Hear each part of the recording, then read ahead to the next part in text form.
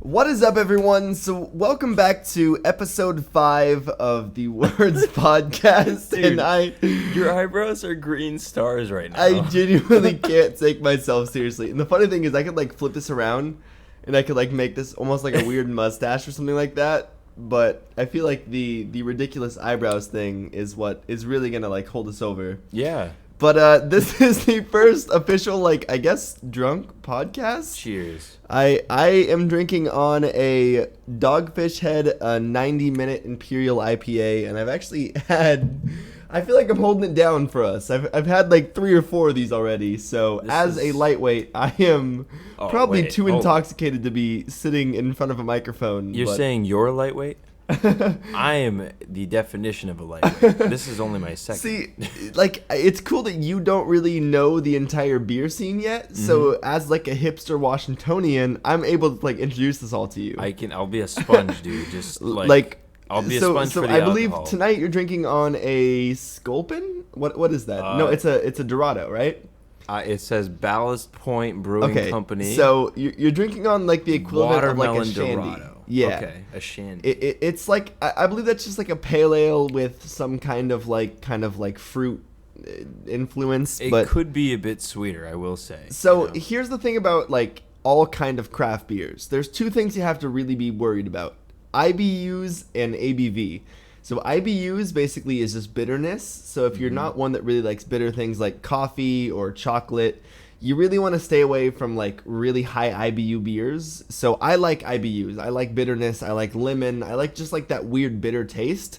So Imperials, double Imperials, IPAs, I love them. So anything with a high IBU count, I'm going to love. And then ABV is alcohol by volume.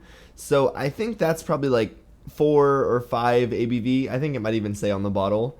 And then most Imperials are closer to like 9 ABV. So I think the first one I had tonight was a 10 ABV like seasonal.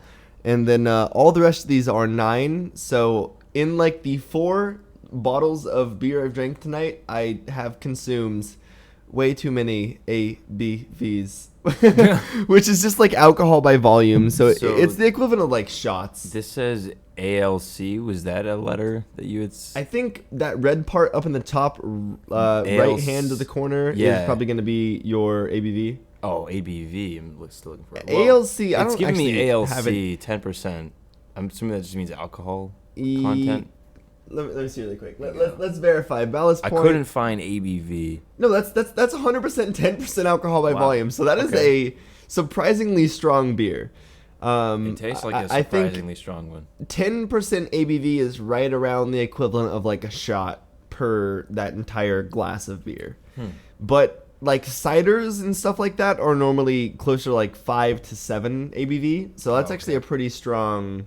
That's a pretty strong beer. That's stronger than what I'm drinking. I'm gonna be honest. I don't know why it's called Watermelon Dorado. Does it not taste like watermelon? Not really at all. Like, Okay. I don't really mind it too much. It does taste kind of bitter, though. I'm gonna take these glasses. I can't take myself seriously with these glasses on. I can almost not take myself seriously as like a 90s kid with his hat on. I think the hat. I mean, that's kind of. We're just gonna rock it. The hat by itself is it's less attention grabbing than the glasses. I've never really been able to wear hats because I have a really big head. So anytime that I can find any hat that even kind of fits me, I'm just gonna rock it at all possible occasion. Yeah, you gotta because this is actually this is actually a Gigawax hat. So for those that aren't like actually watching the video stream and they're just kind of listening, this is the like go-to vaporizer for me when it comes to wax vaporizers. So I have to occasionally rock the company just because good people, good products, like I endorse it. I have one of their shirts too. It's a nice. Simple black. Yeah, dude, and they're very simplistic, but they're very comfortable, really nice cotton. I was like, damn. All right, honestly, that's one of the biggest reasons why I even packed it with me to come out here. I packed just a few shirts. That was one of them. And it in part was because of the fact that it's repping Gigawax, and I share that opinion that you had just said about them. But also the fact that the shirt is comfortable always helps. So. Well, and this hat like that I'm wearing right now is a New Era 950 hat. So this is like the go-to snapback. Yeah. This is like the same stuff that sports teams have. So they're definitely on point with their merch. It's like, the same type of hats that like the commissioner of the NFL will throw on like newly drafted rookies. On actually, accurate. Yeah. Yeah, and they'll like crinkle up. Well, not really crinkle up. They'll like what do you even call it? Like stretch out the brim of it to like crisp it up. What is the thing with like people keeping labels on hats? Why is that a thing? I don't know why. Or like tags on clothes. Like when I see someone keeping like a tag on clothes, it just makes me think they're gonna return it. Yeah, like, it's not like, oh, that's fresh, that's new. I just think like, oh, you're probably gonna at some point return that. Yeah, just as like a fail safe, like just in case you did want to. Just in case this is not something I enjoy. It feels like when people do that, they're trying just a bit too hard to keep it in mint condition. Yeah, like it's not the fucking hat. It's just like you have to accept the fact that any clothes or anything you wear is eventually gonna get dirty. Yeah, exactly. It's not always gonna. I mean, shoes are an exception because you can like really try to keep them mint, but at the same time, they're shoes, and you're probably gonna walk through a mud puddle at some point. So yeah, I am always amazed when I hear like from like when I find out that friends of mine have like fucking dozens of pairs of shoes. I'm like, dude, I haven't even had like half a dozen pairs in my whole life. See, and I just don't understand people paying like $8,000 for a pair of shoes. I can't. I'm like, I can't either. I'm gonna walk. Living in Washington, I'm gonna walk through some mud puddle one day and be like, well, fuck, these are stained, and I just wasted a massive amount of money. Yeah. So like, I'll pay $20 for a pair of Vans and be completely happy about that, and I'll rock the shit out of those for like a couple years time. Yeah. And they'll be just fine. And like, honestly, if you can get like a couple of pairs of Vans, which is like 5 pairs of Vans, you can probably get for $100. You can rock those for like fucking 5 years time with like all different outfits, because you can wear like a bunch of different colors and stuff. Yeah, and they're comfortable shoes. Exactly. It's not like buying a pair of Yeezys that's like 10 grand or some fucking Gucci flip-flops that are like $300. I don't get that. For a while, the only shoes that I would wear were like work shoes, like non-slip shoes, because those are just multi-purpose. So I technically, in the food service industry, rocked a pair of Crocs, and I got a bunch of shit from a lot of people about this. But they're non-slip, they're comfortable, and if you're standing on your feet for like 8 hours time, they're not that bad. So, like, especially working in a super slippery surface, like, it's really nice having non-slip shoes. So I would gladly, for the practicality purpose, rock the fuck out of those Crocs every day. You'd rock Crocs in the food industry. Yeah, oh, gladly. Yeah. Like, I would get shit for it all the time, and I still get shit for it. Like, but for the practicality purpose and for the purpose of me being comfortable, that's all I really cared about. Now, are you supposed to wear socks with Crocs? Yeah, for sure. Like, I would definitely not go barefoot with, unless you're like at a water park and you're using them as like aqua socks. As long as you're not working at a restaurant. Yeah. You know? See, and even a lot of like restaurant food service places will suggest closed-toed shoes. So Crocs are kind of questionable, but a lot of chefs are like, no, they're so comfortable and they're so practical that like, yes, I will 100% rock them. I never would have thought of that. Like there are chefs probably around the whole world that are just walking around kitchens with Crocs. And at first, the funny thing is, I kind of like subtly made fun of my head chef for wearing Crocs, and then after like a couple weeks time was like, hold up, I gotta join this craze. Like, this is the shit. Because I realized that he was like never slipping, whereas I was wearing like Nike SBs or something and like constantly slipping in the kitchen and stuff. So actually having non-slip shoes was so major. In his head, while you're over there talking shit, he's like, one day, he's like, watch. He's gonna come in with Crocs. Right? I'm gonna be there smiling. See, and when you're working that dish pit, it doesn't matter how you look, because you're wearing a ridiculous apron, like some big old gloves. So it's like, I might as well adopt the Crocs. Yeah. I actually, even when I wear line, I would have to wear this ridiculous beard net. Yeah. And I didn't even have that big of a beard at the time. But they wouldn't make me wear a hairnet. They would specifically make me wear a beard net, which was not fun. I would look just like a weird lunch lady or something. It didn't really ever work out. Yeah, I bet it could probably be a pretty, is it demasculating, emasculating? Yeah. Words are hard, but yeah, that's like, something you would know. Podcast. It was really never like, it was never something that made me look like a manly man. Yeah, exactly. Look at my beard. I definitely I just adopted the lunch lady mentality and was like, I am just getting my paycheck. I am here to serve these people and make some good food. I don't care what it looked like. Exactly. So we have been over these last couple of days watching a lot of Trailer Park Boys, Yes. and I'm loving it. Hell yeah. I've honestly watched all the way, like 1 through 10, like all the way through the seasons, but now going back and kind of see like the real character development and like how the show progresses, like truly, because the first couple times I watched it, I was just so caught up in like, I don't even know, just like the drama and like the ridiculousness that was Trailer Park Boys.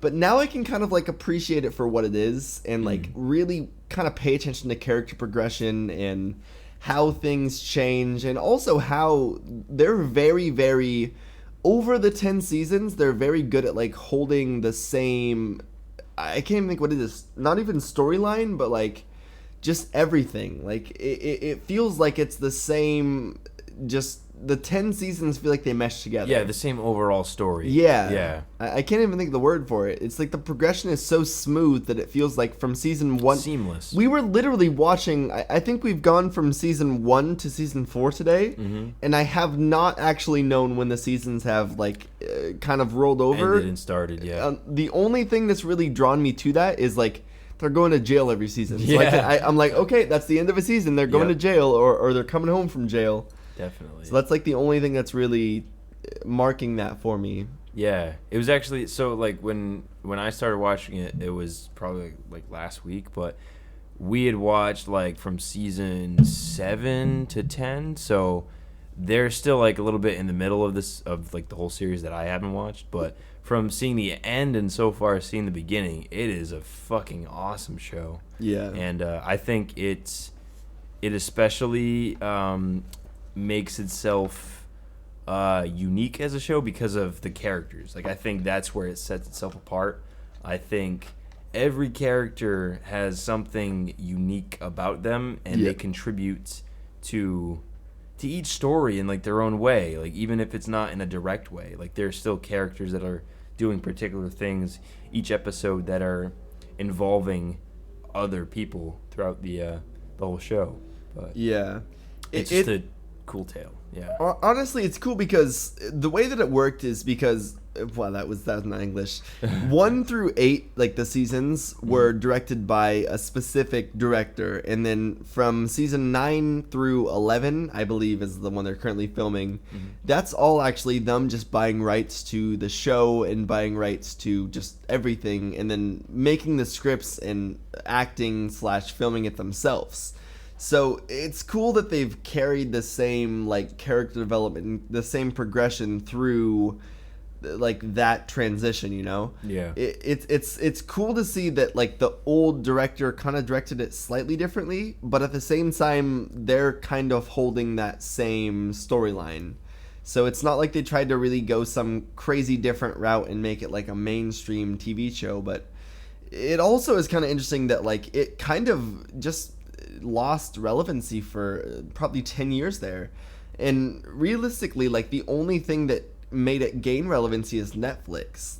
A lot of Americans weren't watching the show until it was on Netflix. So season 1 through 7, like they came out and they were just existing through like Canadian media, but until they actually hit Netflix in like 2008 2010ish, it didn't hold any kind of like just relevancy. So like 2010, it just, everyone was watching it, and it was cool that they went about kind of bringing it back into like mainstream media. Yeah. Like they bought the rights during that period and were like, all right, let's get right back into production and bring it basically right back where we left off. I think that's so fucking cool. And I think the fact that over the past like couple of seasons in particular, like the, you know, people like the actual stars of the show, you know, you think you had mentioned off microphone that they have been writing those episodes in the last couple seasons. So it's especially cool. And actually in season 10 that's when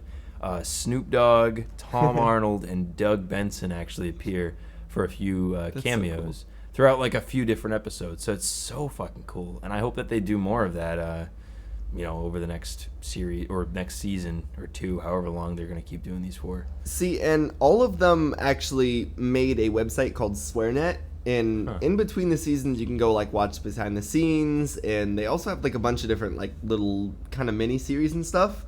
So not only are they remaking Trailer Park Boys, but they're making it with like this extra kind of behind the scenes content as well. So they're making it like extra special for the mega fans and like the super just hardcore audience. So it's pretty cool to see them kind of adding those little extra features. Who is your favorite character? I would have to say Bubbles. Yeah? Just Mike Smith, that's who plays Bubbles. So there's the three main characters are John Paul Tremblay, that's who plays Julian. Mike Smith is who plays Bubbles, and then I'm trying to think of Ricky's name. I'm not gonna be able to think of it for some reason. Ricky's the one that I can't think of, but I would have to say it's probably Bubbles, just because it's if you actually listen to him speak in real life and then see the character that he plays, it's a huge change. So it takes a lot to kind of improv that character, I think. But we've kind of decided that by the time we go to Denver, we're both going to have perfected the Canadian accent, and we're just going to be like talking Canadian the entire time. Gotta go down to the trailer park, you know? Fucking trailer park, boys. Friggin' rights, eh? Ricky is definitely my favorite character, though. Yeah, because like he's like I just pull for him because like he's a lovable idiot, but like he's so fucking hilarious. Like he'll just start shooting his gun off in the middle of the night at fucking dogs throughout the trailer park because he can't sleep in his car, and it's just like it's like, what are you thinking, dude? Like, it's so funny drew to you me. to actually do this? Yeah, and it's cool though because like you actually see what he really cares about in those moments because like he's like it's Ricky. Like he's a character where you're supposed to pull for him because he doesn't necessarily know better. Yeah. And at the end of the day, Ricky means well, and he cares for his family and his friends, and he does care. It's just he's got a lot of baggage. I was gonna say a lot of people in the trailer park a lot of do. things kind of holding him down, be it mentally or the just overall obstacles he has to overcome in the trailer park. Yeah, and the thing, like, not even with like just Ricky in particular, but like everybody in the trailer park has their own vice. Yeah, their own like thing that they're trying to get over. See, and I told you this a couple days ago. Like season 5 through season 7 are probably some of my favorite seasons.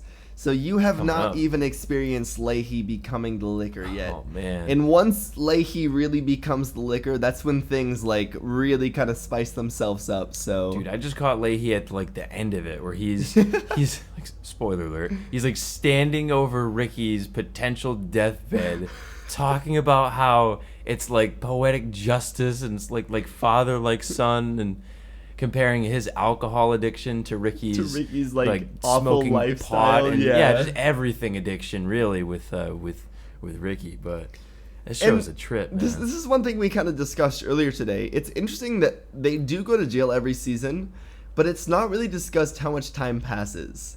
So like from season 1 to season 10, Ricky's daughter literally goes from like an infant to literally being pregnant. Yeah. So it's never really discussed like how much time passes in between seasons. She gets pregnant with a character that is in Ricky's 10th grade class that he goes back to after he gets out of jail. It was his name Jacob? I think Jacob. Yeah, Jacob. Yeah. Jacob was in like this 10th grade class that Ricky was trying to go back to pass after the fact. And I don't know exactly how old they're supposed to be in the show, but I think they have to be like in their late 30s, 40s. I was thinking 40s. Yeah, they're probably older. I don't think it's really ever stated what their age is it? Hasn't been so far. Huh. But definitely that's actually pretty interesting.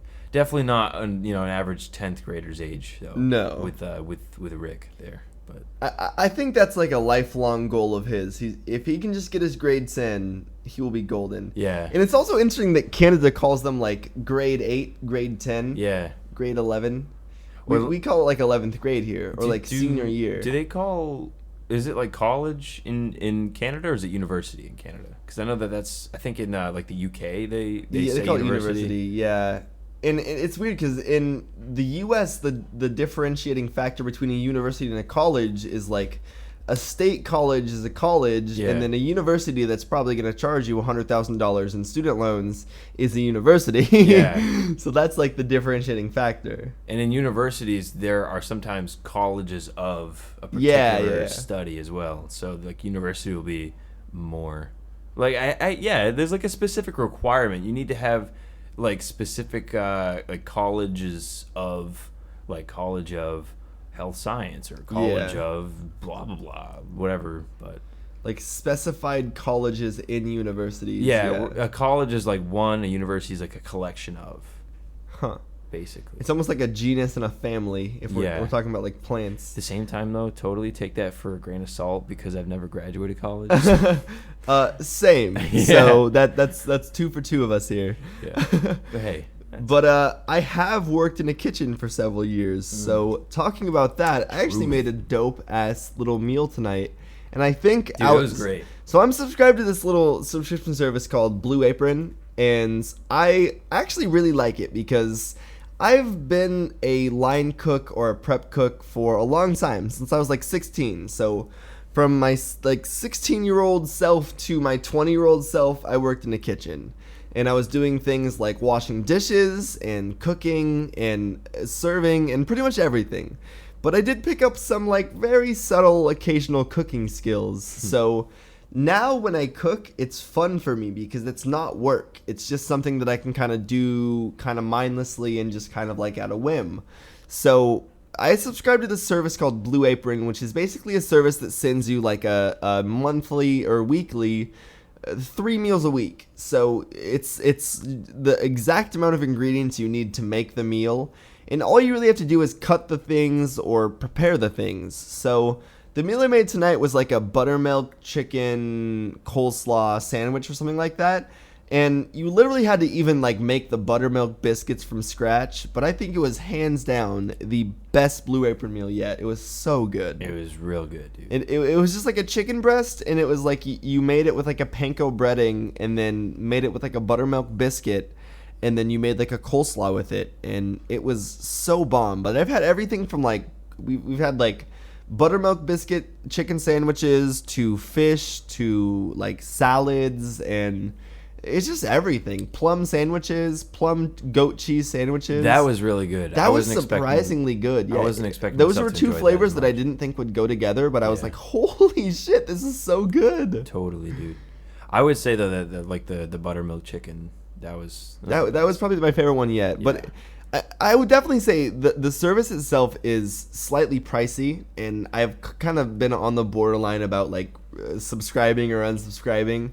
But if you have 2 or 3 people that you're cooking for, it's so worth it. And this is not like a promotion in any means, in any way, but like it's good, somewhat semi-healthy food that if you're okay with cooking, like if you hate cooking, it's definitely not for you. But if you have like an hour to spend cooking a meal and actually like learning a relevant task, you'll appreciate it. Hey guys, Josh actually found this new site. It's called Blue Apron Lotto. They recently hit us up. BlueApronLotto.com. They actually contacted me through Twitter. I somehow won 300 free meals. No, and his name is definitely not on the ownership of this. I don't own this Blue Apron website, whatever this is. He will not gain anything from you going and signing up with Blue Apron Lotto. .com/Strange Central. Strange Central 10 for your 10% off. Yeah. This BlueApronLotto.com. In collaboration with Xcode, use coupon code Xcode at cash out with Dunkin' Donuts. I kind of. But you'll unfortunately get 0% off for that. Yeah, one, it's unfortunately 0%. Only really Xcode fans will understand that in the like absolute slightest. But yeah, still. Really quick sip of this nice little Dogfish Head. So, for those that don't know what Imperials are, it's basically just like a really, really, really bitter IPA. So, Imperials are kind of like Dippas, which is like a double IPA. Dippa. And a normal IPA, so there's a lot of different kind of styles. There's like West Coast IPA, then there's like Connecticut/Vermont IPAs, which is technically what this is. So Dogfish Head is, I believe, out of Vermont. But the West Coast style is much more like citrusy, and it's very just orangey, kind of like fruity. Whereas the overall kind of like Connecticut slash East Coast style is much more bitter and like just very hoppy. Interesting. So I think that's the kind of hops that are used in most West Coast IPAs, as well as the ingredients. But personally, I would absolutely go for the citrusy preference there. So it's kind of interesting hearing that. And traditionally, it's like more bitter stuff back east. I don't like stouts. I really don't like anything that's. And stouts are kind of like there can be coffee stouts that are much more kind of malty and kind of like a coffee. But I'm not a huge fan of stouts. I'm not really a huge fan of porters. I don't drink really anything other than IPAs for some reason. But it's because the beer trade-off for me, it's like with gastroparesis, sometimes beer is going to make me feel awful. Sometimes it's not even the next day though. It's 2 days after is usually when I really feel it. But sometimes, like, beer is not going to make me feel good, especially really cheap beer. So if I were to go drink, like, a bunch of, like, Bud Light, I would feel awful. So, like, craft beer is a little bit different, but at the same time can sometimes also just not make me feel good. Just total curiosity. Is craft spelled with a C or a K? It's with a C. Oh, yeah? I actually don't know what I would assume the definition of craft beer was like a single batch brew from like a brewery. But I don't know. I genuinely don't know what the actual definition of craft brewing is. I only ask because I've seen craft spelled with a K in 2 occasions. 1, Kraft mac and cheese. I was going to say macaroni. And 2 is Robert Kraft, the owner of the Patriots. So that's, yeah. So what did you think of the Bevmo store today? Dude, there was so much alcohol in there. It's actually pretty ridiculous. Like, you walk in and there's like a section for tequila, and there's literally a section for every, like, I was gonna start naming alcohols there, but it's every kind of goddamn alcohol, like tequila, cognac, fucking brandy, whiskey, bourbon, everything. It's just like you think of something, it's probably there. And then there's beer. And then there's an entire also separate section for wine. And then there's like an entire separate section for like specific sodas and like Henry Weinhardt's and like Mike's Hard and stuff like that. So do they have more non-alcoholic beverages? Oh yeah. Okay, so they have like Gatorades and shit. So like 6 months ago when we went and did the water bottle taste test or whatever it was. That's where you went? That's where we went to get some of the waters because they had a bunch of like really off kind of beat different waters. Okay. And if you're like, my dad doesn't drink. He hasn't drank since he was like 20 years old or something like that. So he always goes there and like my mom will occasionally drink like beer and stuff like that. So she'll go get like a beer. And my dad will go to like the little soda section and get like a craft soda. So there's craft beer and there's also craft soda, and people make like single batches of cola or orange soda or root beer or whatever it is. So yeah, they have also non-alcoholic stuff there, and they also have like cheeses and just like all over appetizers and stuff for parties. Nice. So it's like your all-in-one party store. Cool. Yeah, I mean, that was just, popped up because I was like, wait a minute, hold on. And I think we should clarify if it's beverages or they're just alcohol and more. There's also like, I've been in there when there's been wine tastings, but I usually drive to the store, so I don't want to like drink at the store and then drive home. Yeah. But there's pretty consistently like alcohol tastings in Bevmo too, which is pretty interesting. But it really is like it's like a liquor store on steroids because there's every kind of liquor you can think of and beer and everything in the store. It's really interesting. For someone like me that doesn't usually drink nor shop to drink, It was very overwhelming. I was like, Yeah. holy shit, there's a lot in here. See, I'm really excited to see kind of like the Denver slash the the feel of the crew that's going to be coming to us with Denver. Because I think they're from Austin, which is another like craft brewing city. So as like a Seattle hipster that is definitely somewhat caught up with like the craft brewing game, it's going to be cool bringing like together like the Austin crew that is also coming to like a craft brewing hub, aka Denver, and seeing kind of how that goes, because that'll be interesting, like clash. But yeah, I think no, totally. It's going to be interesting for me to especially see that too. Yeah, just seeing everybody that's very like, hey, I know this type of beer. I know that. It's like being Washingtonian. I need to know 3 things: beer, weed, coffee. If I have those locked down, you're good. I'm golden. Golden. Like I'll fit in just fine. I just need to wear my Toms, throw on my North Face, and drink my Starbucks, and I'll fit in just fine. And then meanwhile, I just gotta park my car in Harvard Yard. And I'll be fine. Park your kai. Like we gotta get a little Canadian accent in there as well.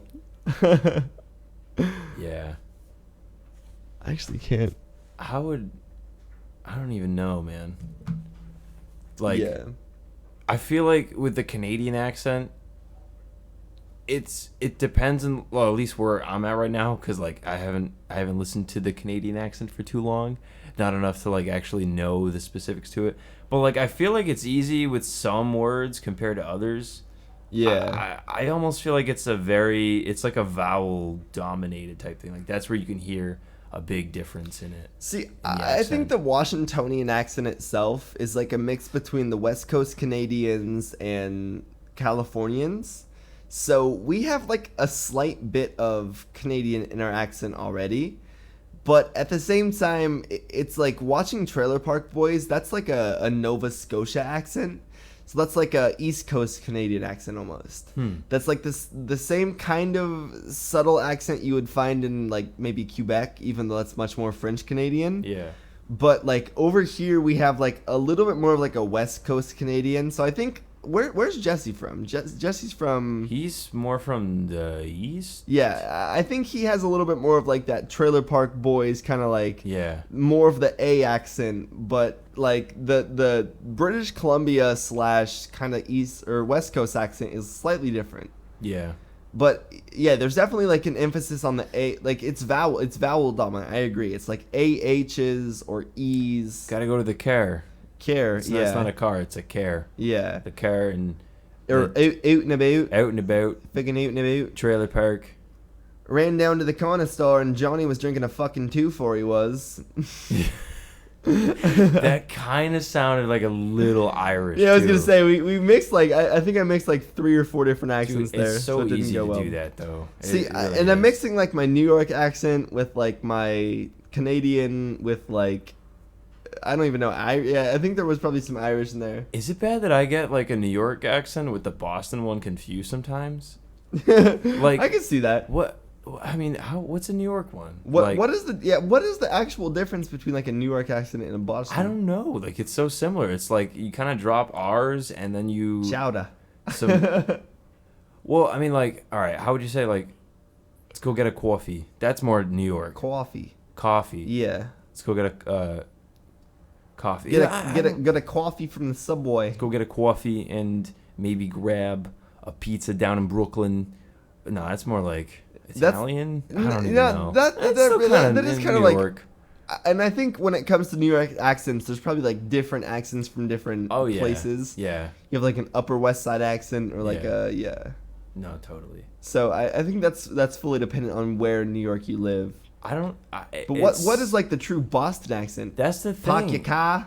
But like I can say like run down to Fenway. So few people actually talk like that. Yeah, right. But like I don't know, because then again, like a lot of people where I'm from, they do talk very, very not lazily, but like a lot of letters in certain sentences aren't really stressed. But like I don't know. It never rubbed off on me. I feel like here people over-announce things and over-enunciate things. That's what it feels like. Yeah. Like I kind of like it though. Yeah, no, for sure. And there's also people who will do ridiculous things like call Washington like Washington. Washington. And I've never understood that. There's even people in my family that do that.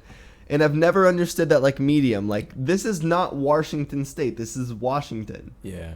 We live in Washington. Back home, like, actually, so I will say this. Maybe it was the fact that, like, my parents and the rest of my family, they, like, especially the older people, they did have accents. So, like, things like cars, more like, gotta go park the car in the yard. Like, but it wasn't as exaggerated as you'd hear in, like, commercials and shit. Gotta go park the car It's in the much yard. more casual. Or, like,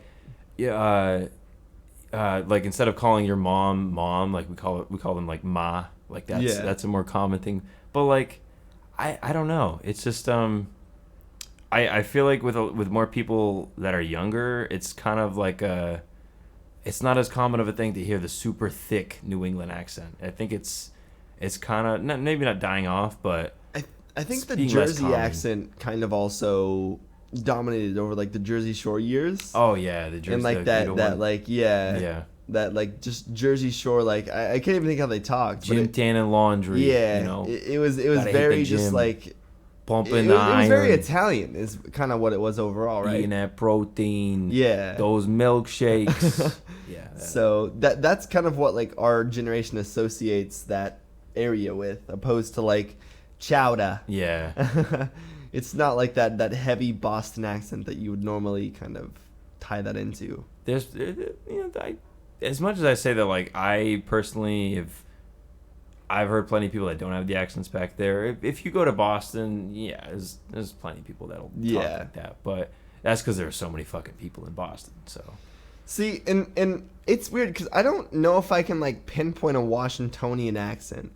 Like, I know it is a mix between Californian and Canadian. So we have like a bunch of different kind of influences, but like we don't have like a stereotypical Washingtonian accent, I don't think.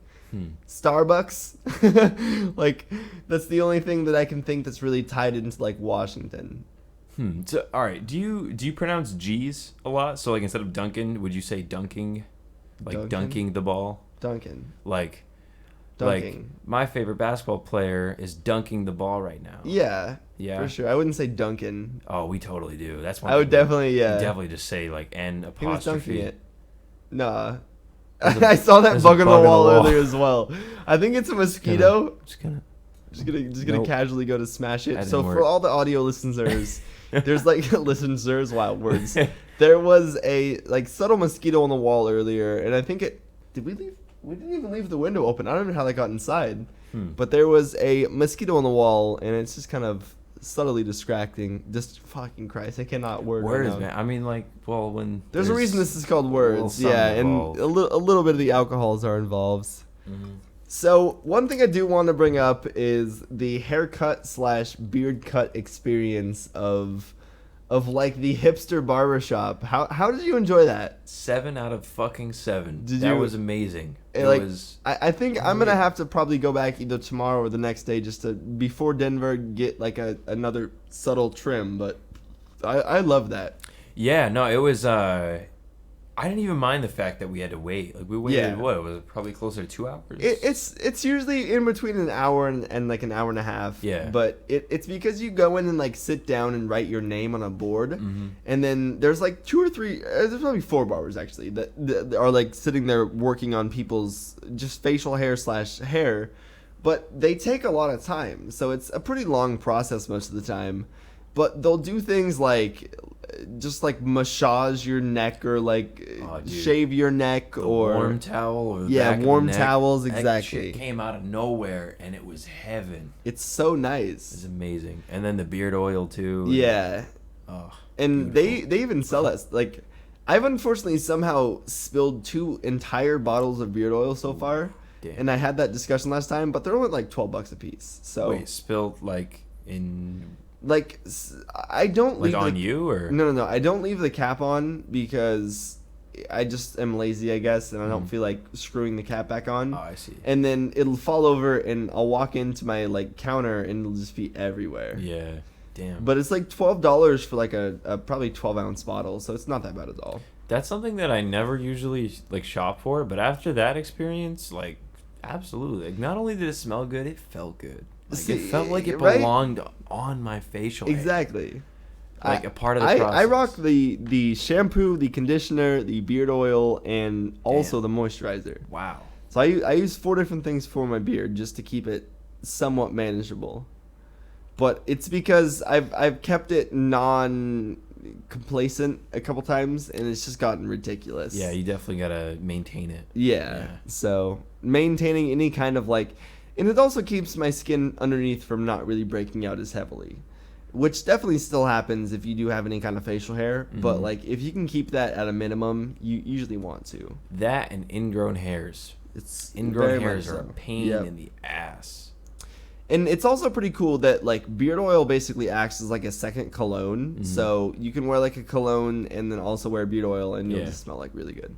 I can't remember. I think Birchwood. It was Birchwood scented. Yeah, no, one that you got. I'm pretty sure you got the Bobber, which is the same one that I use on a daily basis. Nice. So well, there you go. That's like my go-to. You got like the best barber, I think, in that shop. He was real good. He was good. There's 4 barbers there, and one of them kind of like branched out and created his own barber shop. Oh, and I believe you got the guy who started the entire barber shop. Huh. So I go to I think he's one of the newer guys, but I really like just the work that he does. So that's the guy that I prefer, the guy that I got last time. Mm-hmm. But you got the one that like people normally go in and like schedule several hours before and wait several hours for. Damn. So you got like the go-to barber. Yeah. Yeah, no, he was really I believe cool. his name was Derek. Yeah. Derek. Yeah. If you were ever listening to this, Derek, which there is probably a chance that you do. Shouts out to Buzzard's barbershop in Tacoma. And shout out to Derek in particular because you gave a very good haircut, my friend. Periscope and the rest of the internet had very good things to say. Thank you. I've heard that my lines are a little bit off from someone, but I still approve my barber, and I love your work. So. He also told me for my 21st birthday when we were going to Vegas, he was like, "Don't get too drunk. It's not necessary." And I was just like, "Thank you, sir. That's pretty much an obvious, but thank you, sir. I appreciate that." I feel like that's his way of saying I had a bad time. He's like I did the same thing that you're going to go do, and mine ended badly. So. Yeah. It's definitely what that feels like. Pretty much. But it's cool when you can have like a nice conversation with like a barber or something like that. Yeah. I usually do. I sit in the chair quietly most of the time. I'm not like a super conversational person. This is something I don't think my audience understands very much. No, they do. They definitely do. Oh, my my laundry's done. But I'm a very socially awkward person, so I'm not super conversational with people that aren't like my friends or people that I'm really comfortable with. So when it comes to like strangers, it's really hard for me to like hold conversations. So normally during haircuts and stuff, I'm just really quiet. I'm just kind of chilling. I'm like, we're just getting this haircut done. You know, it's funny because I'm the same exact way, and I was that way when we went to get our haircuts this time that we were just talking about. And like I remember too, like I was like, well, I would not mind fucking carrying conversation, but like I'm in a completely new environment right now. Yeah. I like. You know, it's a bit harder sometimes when you do feel like you're socially awkward and you're in a new situation, everything, to engage conversation, especially when it's with somebody that's like doing their job while like talking to you. It's kind of like the dentist is what I was gonna say. Like when he's like working in your mouth and you're trying to have a conversation. You're sitting there with tools in your mouth and he's like asking you like your life story. Yeah, it's like, bro, I got like 2 seconds between when your tools are just jammed down my throat. Like, see, I feel the same way about like the beard. It's like he's working on my beard, and I'm like, I really don't want to talk and like have you like, dude, like fuck one of my sides up. It's the most precise movements. Like if you were just to talk and move, like just a little bit could fuck it up. And then I don't want to put anybody in that situation. Yeah, right. Then then it's my face that's gotta live with it. But well, and then there's people that ask me why I don't trim my own beard or why I don't like kind of mess up my own beard. Mm-hmm. It's because I'm not an artist. I didn't like train several years in like a school to cut hair. Yeah. So I will fuck my own beard up. I'll fuck a stick figure up if I try to like write it down on a piece of paper. So I'm not gonna trust myself shaving my own face. Yeah. Like that's something that someone who went to school for that and practices it all the time can do, and they're gonna do it well, way better than I can do. Definitely. So like I put way more trust in like a barber than I do myself. It's completely like it's a completely different story if you were like say shaving everything off or just buzzing yourself. Like I mean, I can do my bottom neckline, but I'm not gonna do this line, like the line that everyone sees all the time because it's important. Yeah. So. See, I was lucky enough to grow up with like my mom knowing how to cut hair. Nice. So I didn't have to spend money on my own haircuts. Like I just could just be like, Mom, could you like cut my hair real quick? And then whenever she's free to do that, it happens. And like like she still had given me her fair share of pretty bad haircuts. But I was gonna say, did you ever rock like the bowl cut or anything? Oh yeah, okay. Yeah. But like I think around probably like high school is when I either didn't go to my mom for haircuts on purpose, or whenever I did, I made especially sure that it was exactly how I wanted it. Yeah. So it's more like, all right, stop real quick so I can go check it real quick and come back and you can finish it if necessary. But. See, for me, and until recently, I was just never able to like actually say anything. I was like nervous when I was getting a haircut, so I was never able to speak up when they would cut my hair badly. Like I was never willing to be like, this needs to be fixed, or this, I don't like this, like I'm not okay with this. Like if someone would cut my hair badly, I would just like accept it, go home and be like angry at home and be like, what is this? Yeah. So like I've recently realized one of the only ways people are gonna fix that mistake is if you're vocal about it and if you express that. Yeah. And most of that is just relaying at the beginning exactly what you want. So it's knowing what you want as you're going to get your haircut and not just being like, I want my haircut, I think. Like, I guess. Major key. Yeah. Major key. Like, even more major key is knowing what the fuck the sizes mean. Yeah. Like, the day that I realized, like, the fact that, like, the lower the number, the more hair essentially is cut off, I was like, holy shit, that makes sense now. So, like, that, I think, was a game changer. Because, like, yeah, you're right. Like, you need to go there with an idea of what you even want to have done to your hair. And there's like kind of a science to it, and there's actually like lingo that people that go to train to cut hair, they actually have to learn that. So if you can do as best of a job as you can to communicate what you're looking for to them, they're gonna have an easier job at actually getting you what you want to have happen to your hair. The last time we went to that like little barber shop, he was trying so hard to get me to cut my hair. Like, like he was like, I understand you want a beard trim, but he literally like combed my hair in a specific way to show me how it would look short, and was like, this is what it would look like if your hair was at a 1 or if your hair was at a 2. And I didn't know how to explain, like, I need to keep my hair as is for like my everything. Like it is what my logo is. It is what that's the main thing is like I have just rebranded my logo to make it look like me. So if I like cut my hair, I would have to completely go about changing my logo. Wow. So that's not a decision that a barber can make. That's a decision that I can make as like a unique individual. Yeah, that's something that the average, barber is not thinking of when you're about to cut your hair. Exactly.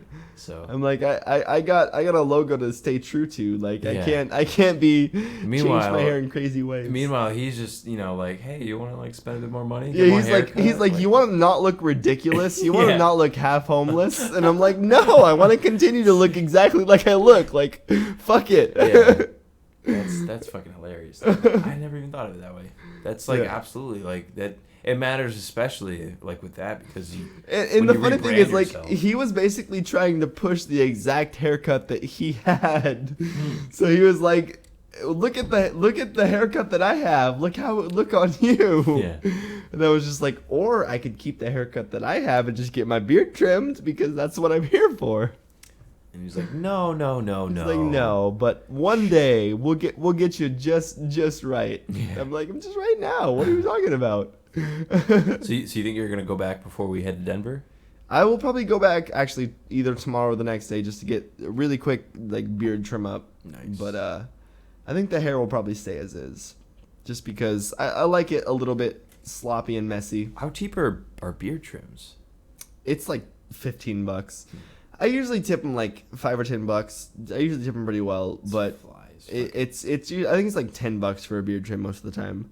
So it's really cheap. I don't want to clap me on my. I was gonna say, you actually have a fly / mosquito. He's literally harassing me Like, he's up in my grills right now. That's okay.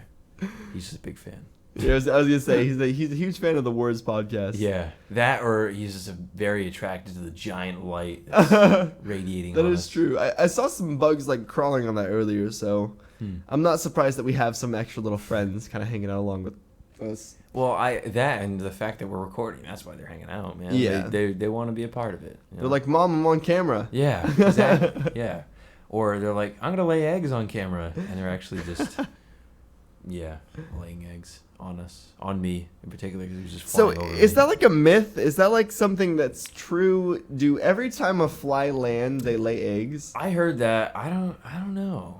I really hope not, because all the random times that like a fly would just real like land quick, on the food or something. yeah, land on like food at like a picnic, then it's actually just like fly like dung on your food, like microscopic fly dung. I don't know about that. I don't feel very like good about that. No, it sounds if sketchy. any time that a fly's landed on my arm or landed on any kind of food that I've been eating, I can be 100% sure that fly shit on said food or said arm. I'm not gonna be okay about that situation. Dude, there was one time, this is so fucked. This was at a field day when I was in middle school, and there was literally a tick on the bun in the sandwich, in like the bag, like the lunch bag that they were handing out at field day. And I don't know if anybody else was having like bugs in their fucking food, but like I didn't eat anything in that bag when I saw that. I was like, fuck this. Like This stuff sucks. like that. There was literally a tick in the bun. Like what kind of tick does that? Like, you're very far away from where you need to be right now, I think, if you're a tick just chilling on a piece of bread. Yeah. You smoke weed? What is a that? weed? I I'm don't not know. actually. What's the tobacco cigarette? I think it goes like this. I think so. But field day was actually one of my favorite like elementary day things, and one of the main things I remember from field day was specifically a like game where everyone was doing like the crab squat thing, and there was this really big like ball that we were all kicking around into goals. So everyone was like crab running around the field trying to kick around like a 6-foot ball into goals. And it was like crab soccer, but I can genuinely say it was probably one of the funnest things I ever did in elementary school. Was just like randomly fuck around all day playing crab soccer. One of my favorite elementary school sports was kickball. And a big reason was because our kickball games were played on blacktop.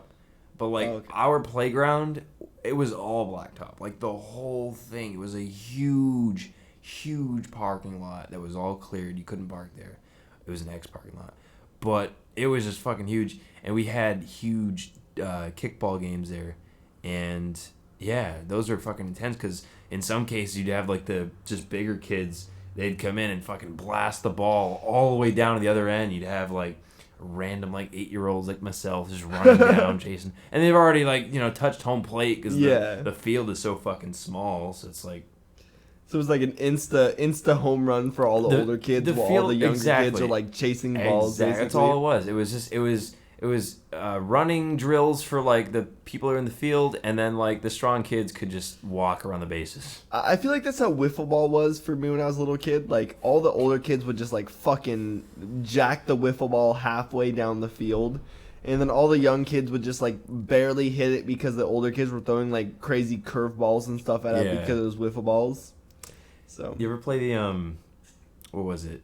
It wasn't really playing. It was the parachute thing where they'd like, you'd take a parachute with a bunch of kids and like throw it up. You have to run underneath. There's a YouTube video where there's like a bunch of college students in one of those parachute things, like smoking weed, and a cop comes up to them, and then as the cop comes up to them, they all just like instantly scramble, and it's just like mass chaos of all these kids trying to get away from the security guards. Huh. Man. Yeah, there was a lot of cool like gym class games. I almost feel like though like I feel like in elementary schools when we played the coolest games though, because I think that was when they were trying to get us to play different things.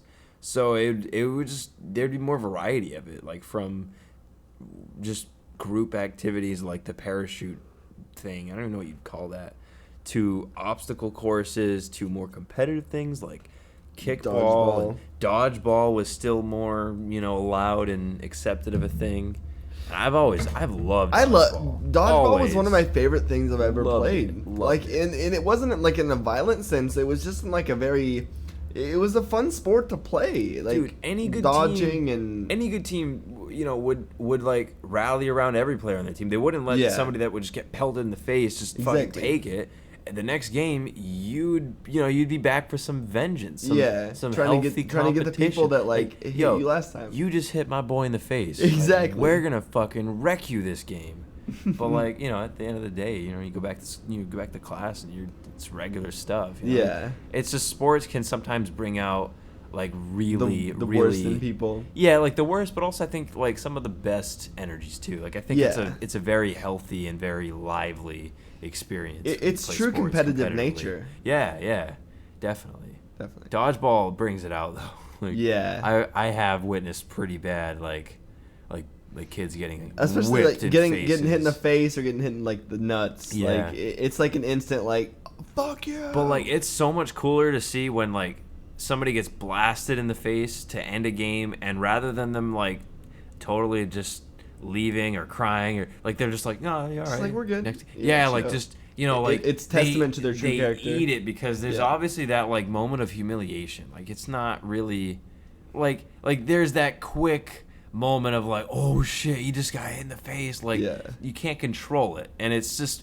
once you realize what happened, anybody in their right frame of mind would bring it back and like, all right, that's like if it happened to me, that'd be fucked. And I would really not want to be that person. Yeah, right. So at the end of the day, there's like respect that is earned in being that guy. Yeah. But yeah, no. If you're the one like viewing that, it could be good too. It's respect and handling the situation well. Yeah. And respecting just respecting the fact that you could react negatively, but you respect it as like a mature human. You being a good sport. Exactly. Like, the game of dodgeball can get so real to the point where you can get fucking hit in the face without even looking. You can just get whacked. Just fucking wailed. And then just have your whole life rocked for a few minutes. Right. Really. And it's happened to me before too. Like I don't remember like specifics, but I mean, we've all gotten hit in the face, Like, if you play dodgeball long enough, something's gonna happen to you. You accept that, but when it actually happens, it's different to say you're gonna act like a good sport, and then when it does happen, you are a good sport. But or even like the stomach, or like the nuts, any bad or like hit. any bad hit is like you have to try to take it. And that's a testament to any situation in life, though. Like you realistically, every single human being on this planet is going to have some kind of shitty tribulation or trial that's thrown at them. And how you react to that situation is what actually defines you as a human. And it's what actually defines your character. Because, everyone's going to have some shit that happens, and everyone's going to have to overcome something. But, like, letting yourself get down and negative and depressed and just overall just accepting the situation negatively, that refines and shows you as a negative human. But if you can overcome and you can positively overcome, then it's like, oh, this is someone who is a happy human who can like positively overcome any situation. So are you saying that sports is just a metaphor for life? 100%. I'd agree. Sports is a weird metaphor for life things. I think sports are a very important just key factor in building some life like skills and team skills as well. Yeah. So it's like some people will develop skills that are very mentally driven, strictly mentally driven. And other people, like professional athletes, they do that for sports. So it's more of a physical skill that they're developing. Obviously, it still is going to involve, if it's a physical thing that you're taking your time on, it's still going to involve a certain amount of a mental ability. And if it's the other way around, same thing. But I think it's like that with sports. There's it's a different way to see that. Like you're seeing things through people's physical endurance, their physical investment into learning a skill. Like it's still it's a testament to their work ethic. So yeah, that's it's a state that a lot of people can't achieve. Like the state that most like professional athletes are at is a physical state that most people can't actually physically get to. And they might be able to, but they're not willing to. They're not willing to go through that like mental anguish or even physical anguish to get to that point. So I think that's why people have that like extra amount of respect for people that can get to that point. Dude, it's so much more of a tangible thing. Like putting your body through what it would need to go through to be a professional MMA fighter or a professional quarterback in the NFL or just whatever it is. Like that's such a whole different experience than say, being a professional YouTuber or being a teacher. Sitting at a desk for 10 hours a day? That's some hard work right there. Yeah. See, but at the same time, like it is, but for totally different reasons. Yeah. Like it's physical reasons. Our work is mentally exhausting. Yeah. Our work is not physically exhausting. Physically exhausting is going out and running a 5K, every morning or something like that. But it's really not that physically exhausting. So we have much more mental exhaustion than I think. I can't say that as a YouTuber we have more mental exhaustion than like an MMA fighter though, because the training and stuff they go through is probably way crazier than us. So it's for us it's just like it's the amount of I think time that we put into our passion, our skill.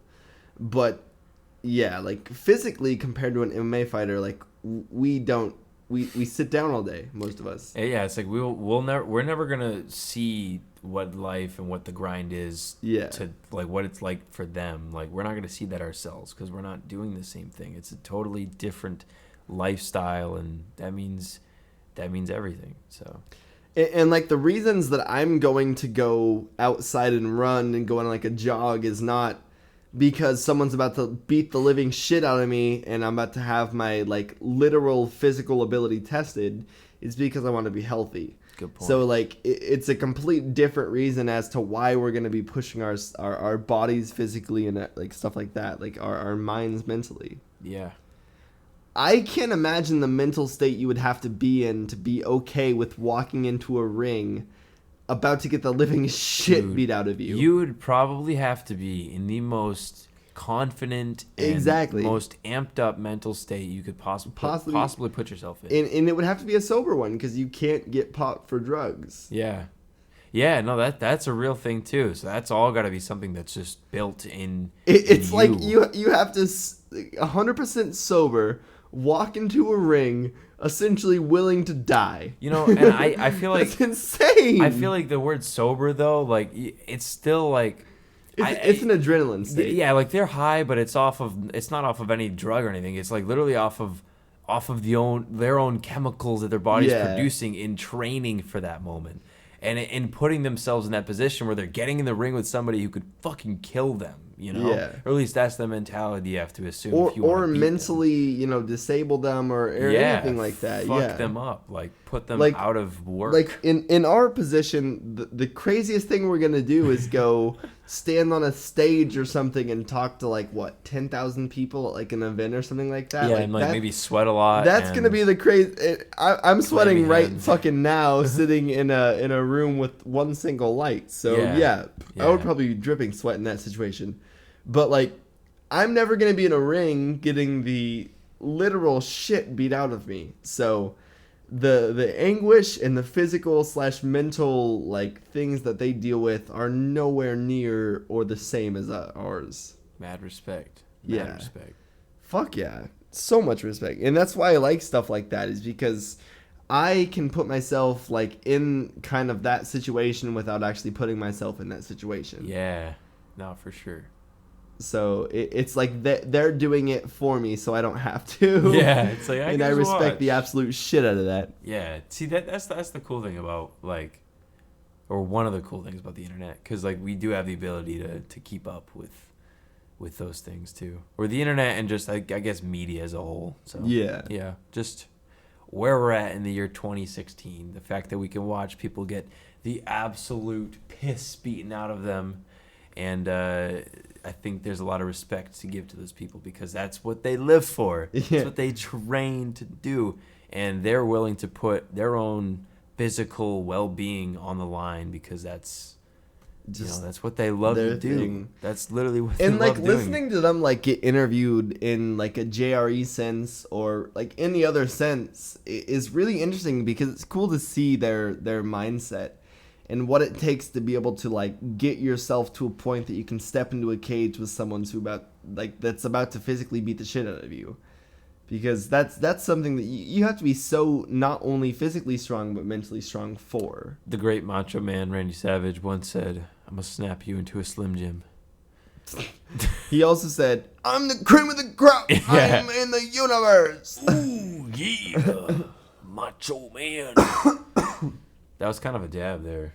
Yeah, just kind of dab. Yep, dabbing on him. Just quick dab. Alrighty, guys. So I think that is just about what we are going to call a sick nasty little podcast for tonight. I only did that for the visual viewers. I almost said visual listeners that are looking at the physical 360 wax cap that is going around. And size I'm pointing because finger. Josh, myself, and Slower Future are gonna record a podcast very soon. Audio dopeness. Be ready. Be looking out for that. I will make sure to link that down below as I normally do. Thank you guys very much for actually listening along to this kind of sloppy drunk podcast, but very fun drunk podcast. More spelled MOA. There will probably at some point in the future be a couple of more these. Well, words. I am snap backing my mic right now. Dude, yeah, you were just it looked like the mic was just flopping there. That was weird. I hope you guys all have a wonderful whatever time it is that you guys are watching this, and thank you very much for spending your time listening to whatever ridiculous we just spoutedness. Words. Oh my god. I cannot. Words. All right. Stay positive. Stay medicated. Peace, guys. I love you guys. Oh my gosh. That was incredible. Spoutedness.